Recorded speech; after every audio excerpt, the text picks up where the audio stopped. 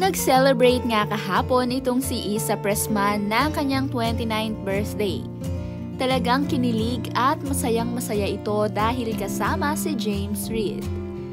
Kitang-kita din sa kanilang dalawa na mahal nila ang isa't isa.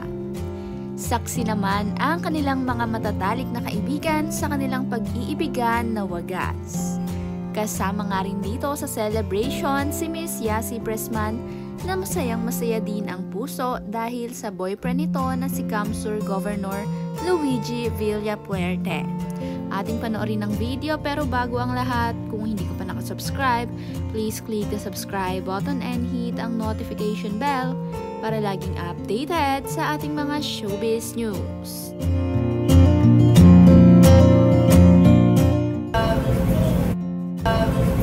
You guys are here because you guys touched my life and impacted it in a very beautiful way, and I wish to keep you guys around for the rest of our forever, happily and lovingly. Thank you, baby, for the dinner. Thank you. I know it was like a headache trying to push this, but guys, you made it. Thank you so much. Let's enjoy the rest of it.